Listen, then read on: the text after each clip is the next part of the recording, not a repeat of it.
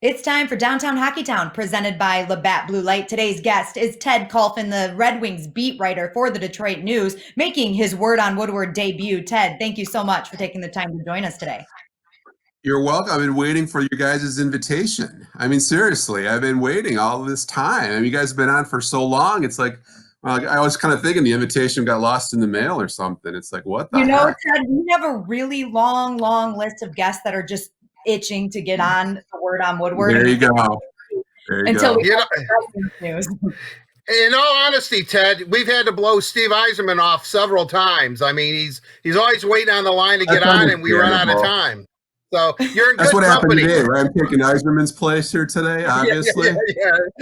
yeah. Steve blew us off finally. It's the other way around. I'm the backup to Steve Eiserman. There you go. Yeah, there you go. Sure. I'm the fill-in. Bad. I would take being the backup to Steve Eiserman. That's pretty good. Oh, there you go. Yeah, Yeah, that's right.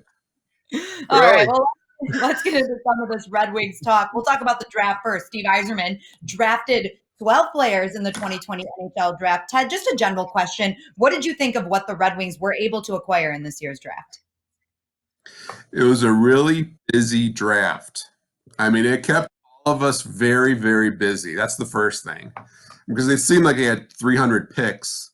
Uh, Created a lot of depth in the organization. They filled a lot of needs. I mean, I think Art, you asked that question one of those days. I mean, they added 4 or 5 forwards, 4 or 5 defensemen, a good goalie prospect.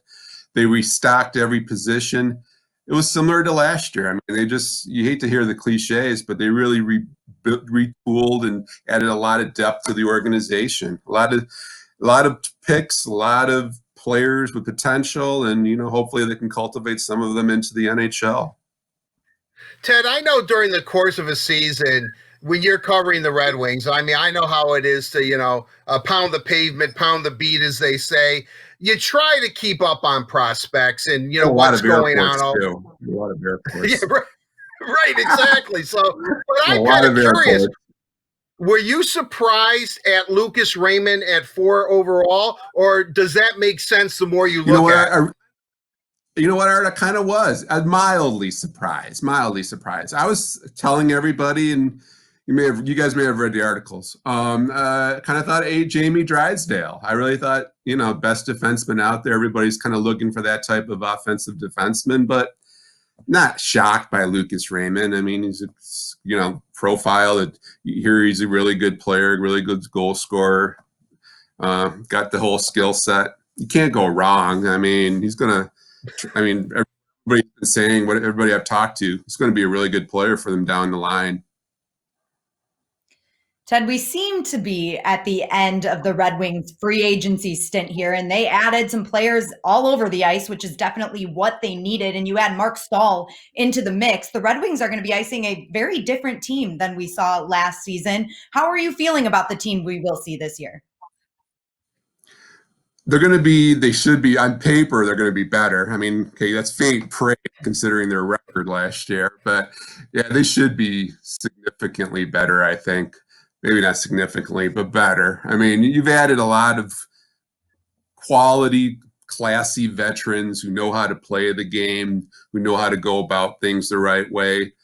A guy like Mark Stell, I think, really should help him. I know you guys have talked about it, I think, recently. I mean, Mark Stell is going to help him.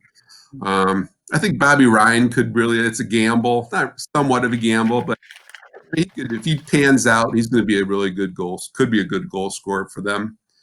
I like the goalie, Thomas Greiss. I think he's going to help them. I mean, considering the year Jimmy had last year, I think Greiss is going to be a big upgrade. So they're going to be better. How much better, we'll wait and see. But they're going to be a little bit more experienced, and there's more depth there. They're going to be better defensively. That's going to be huge.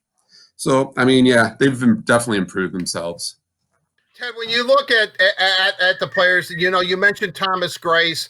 Are you surprised? I mean, Steve has always been pretty upfront. He wanted to give out short-term deals, 1 or 2 years. He's been able to do that. How impressed are you with the way Steve has been able to change this roster in quite a short period of time? And I will say, I think make the Red Wings significantly better than they were.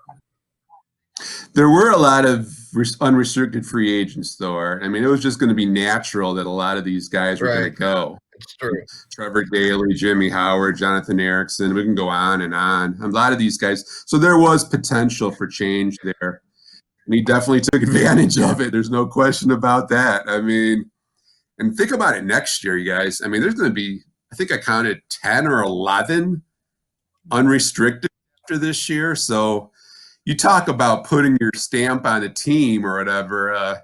Steve Yzerman's going to have a chance to really put a stamp on it on this organization. I mean, there could be real wholesale changes next year. Do you see Steve Yzerman making any more moves leading up to training camp, whenever that may be, December, January start? I hope not, Danielle. I got vacation time coming up.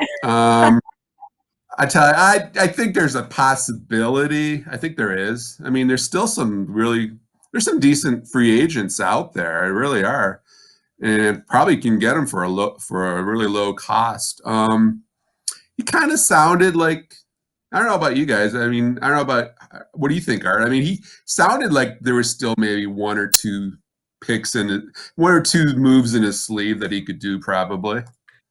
Well, I think, and I said this on Tuesday's Wow Show, I think that, it's going to be like a Mark Stahl type deal. If there's a team that's up against the cap, he might take a veteran contract in order to get more assets and take a draft pick. I think that's probably that's probably where he's going to go. Or if there's a potential unrestricted free agent out there either the player himself or his agent contacts Steve and says, hey, look, can we work out some deal, even a two-way deal? I mean, I would imagine the longer this goes, and we're all human beings, right? Human nature. I think guys get antsy. I mean, they're on the phone with their agent. They just want to get some sort of deal, even though whenever the season's going to start, that's still very much up in the air too.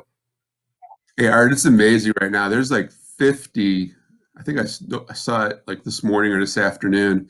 There's like at least 50 quality NHL free agents who don't have a job right now. And you wonder how many of those guys are going to get a job and how many of those guys are going to be standing when either the musical chairs kind of end.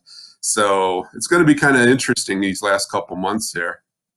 It's completely different. But with that said, I think the Red Wings at this point, if you were to talk to Steve, and eventually we will talk to Steve, that I think they're pretty much set unless somebody approaches him. No, I agree. And I think the one thing that fans are going to be a little maybe disappointed about, or I don't know about upset, but it sure doesn't sound like we're going to see more at Cider this year. I mean, I know a lot of people are anticipating that. I don't think that's going to happen. It sounds like he is going to play the vast majority of the season in Sweden, and we'll see about that. But I don't know. I mean, I still think, like you said before, they're going to be better. I mean, those guys that they picked up, the ones that they replaced them with, I mean, it's a definite upgrade this year, no question about it.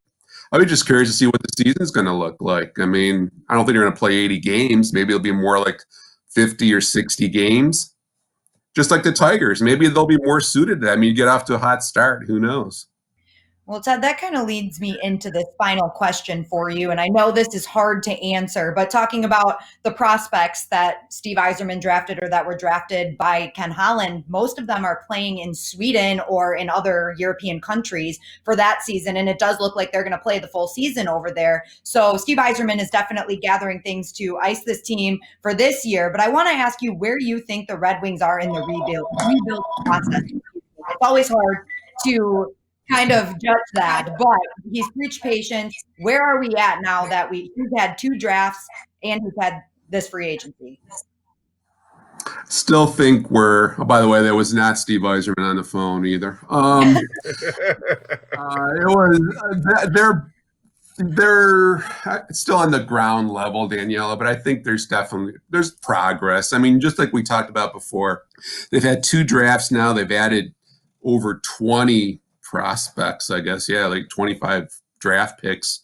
and the kids they had before, you really do see a foundation there. I mean, there's a chance they're going to get better. There's a lot of players there who seem to have NHL potential. Some of them could be, first line type versus defense pairing. Quality players is what I'm trying to say. So you do see progress, but there's still a lot of work to be done. I mean, these kids are still about 2-3 years away, at least. But I mean, I know it's difficult for some fans to hear that they're still a few years away. But if you're patient, you're going to see some winning down the line here. All right, that's all we need to know. In a few years, we'll see some winning Red Wings hockey. Ted, thank you so much for taking the time to join us today.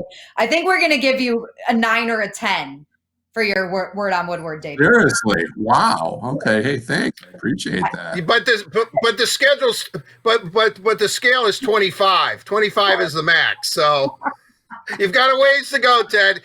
You're kind of in Toledo right now, working your way towards Grand Rapids. I tell you guys, that's probably my grade point average at Dearborn Fordson High School. I've got this sliding scale way down there. There you go.